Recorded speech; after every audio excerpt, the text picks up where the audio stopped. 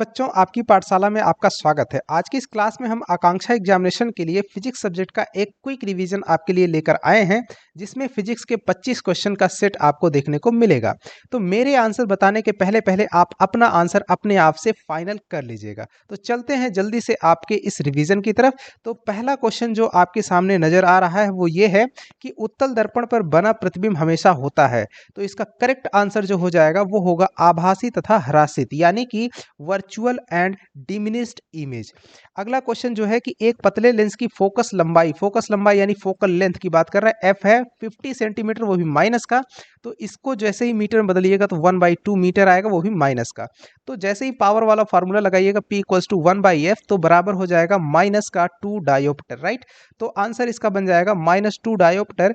लेकिन आपका जो लेंस होगा वो कौन सा होगा, तो वो कॉनकेव लेंस होगा और उसकी क्षमता -2 डायोप्टर होगी, यानी अवतल लेंस जिसकी क्षमता -2 डायोप्टर होगी।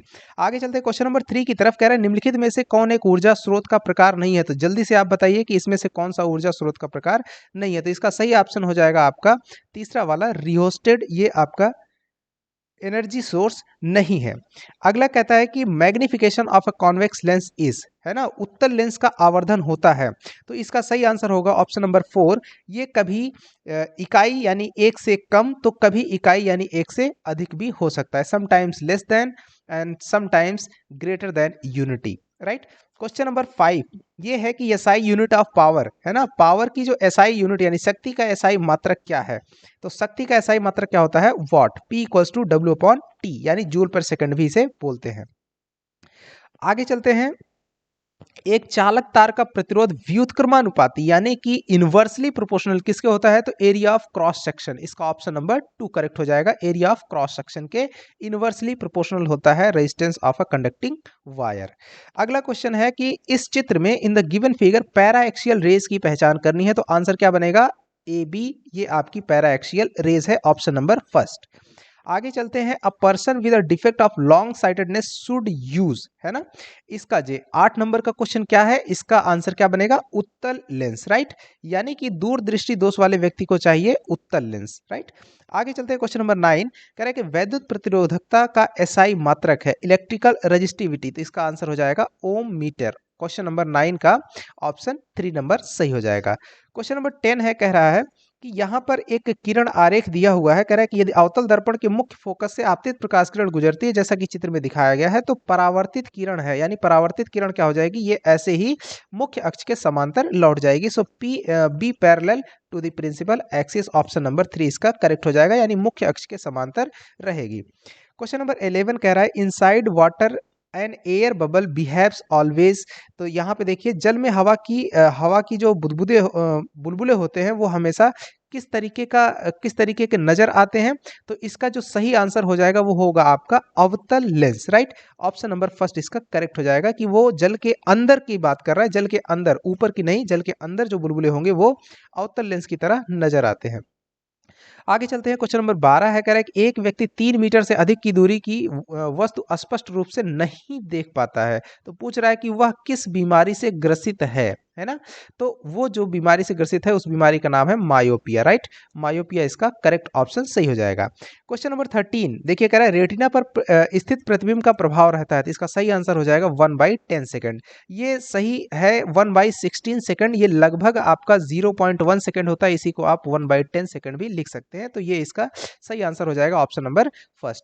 आगे चलते हैं क्वेश्चन नंबर 14 की तरफ। कह रहा है घरों में विद्युत उपकरण एक दूसरे से जुड़े होते हैं। तो ये आप देख पा रहे हो कि ये समांतर क्रम में जुड़े रहते हैं, ये सभी को आपको पता होगा। क्यों समांतर क्रम में जुड़े रहते हैं, क्योंकि अगर कोई एक इंस्ट्रूमेंट खराब हो जाता है ताकि बाकी के जो इंस्ट्रूमेंट है, यानी कि घर में जो विद्युत धारा बह रही है, बाकी कोई भी यंत्र आपका प्रभावित ना हो। इस कारण से हम जो है जो इलेक्ट्रिक अप्लायंसेस हैं उनको हम घरों में एक दूसरे से पैरेलल कनेक्ट करके रखते हैं। आगे चलते question number 15। The surface of the earth is taken to be zero potential, right. जो पृथ्वी का पृष्ठ तल उसे मान लिया जाता है शून्य विभव पर, उसको माना जाता है। Question number 16। क्वेश्चन नंबर 16 कह रहे हैं नेत्रिका की तुलना में यौगिक सूक्ष्मदर्शी में अभिदृश्यक लेंस में है ना। क्वेश्चन नंबर 16, तो इसका हो जाएगा आंसर छोटी फोकस दूरी का होता है ना। छोटी फोकस दूरी इसका आंसर हो जाएगा, small focal length. Question number 17 कह रहा है कि आपतन कोण साइन आई तथा अपवर्तन कोण साइन आर का अनुपात ये स्नेल का रूल है आपका, सही हो जाएगा ऑप्शन नंबर 4। कहता है कि SI unit of refractive index, चूंकि ये एक रेशियो होता है, इसका कोई मात्रक नहीं होता, कोई यूनिट नहीं होती, सो आंसर हो जाएगा नो यूनिट, यानी कोई इकाई नहीं। ऑप्शन क्वेश्चन नंबर 19 की तरफ बढ़ते हैं। कह रहा ट्रैफिक संकेतों में लाल प्रकाश का प्रयोग होता है, तो इसका सबसे सही आंसर है वो होगा लाल प्रकाश सबसे कम प्रकीर्णित होता है, इसलिए वो दूर से ही आपको नजर आता है और इसलिए खतरे के संकेत आपको रेड कलर के बनाए जाते हैं। आगे चलिए, कह रहा है इन सर्किट, तो ध्यान दीजिए किसी परिपथ में, एक परिपथ में जो आपका एमीटर होता है उसे हमेशा श्रेणी क्रम में और वोल्ट मीटर को हमेशा प्रतिरोधक के साथ समांतर क्रम में जोड़ा जाता है, तो ऑप्शन नंबर 4 सही हो जाएगा। 21 नंबर का जो क्वेश्चन है उसमें आप देखिए, तो इसमें 3 पिक्चर दी हुई हैं, आप देख पा रहे होंगे, और इन तीनों में पूछ रहा है कि R1 R2 को किसमें जो है सीरीज में कंबाइंड किया गया है, कनेक्ट किया गया है, यानी श्रेणी क्रम में इन तीनों में से कौन जुड़ा है।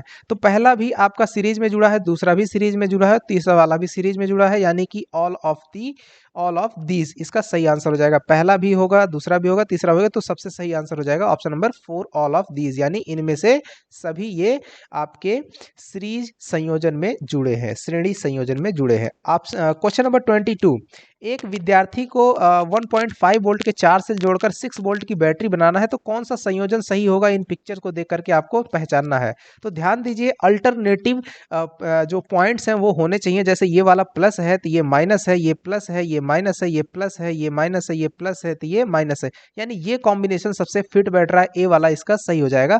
बाकी में आप देखिए, ये देखिए प्लस है तो ये माइनस है, फिर माइनस जुड़ गया, इस तरीके का कॉम्बिनेशन नहीं सही है। फिर यहाँ प्लस है, ये माइनस है, ये प्लस है, ये माइनस है, फिर ये प्लस है, फिर ये माइनस है, फिर माइनस हो गया, तो यहाँ पर ये कॉम्बिनेशन गलत हो गया। इसी तरीके से 14 वाला माइनस है, प्लस है, ये माइनस है, प्लस है, माइनस है, प्लस है, फिर प्लस है, ये देखिए दो प्लस प्लस एक साथ हो गए, ये कॉम्बिनेशन गड़बड़ हो गया। आगे चलते हैं क्वेश्चन नंबर 23 की तरफ। विद्युत चुंबकीय प्रेरण के सिद्धांत पर आधारित युक्ति है, तो ये आंसर हो जाएगा विद्युत generator. The device based on the principle of electromagnetic induction is electric generator, right. Question number 24, in a practical electric motor coil is called armature, right.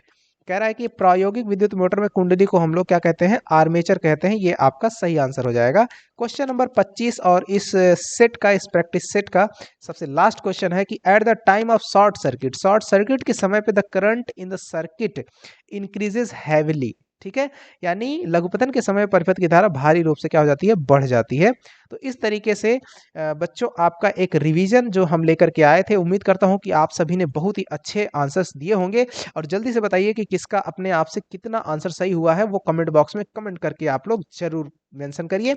सो मिलते हैं अगले वीडियो में, तब तक के लिए धन्यवाद और बेस्ट ऑफ लक आपके एग्जाम के लिए। Thank you.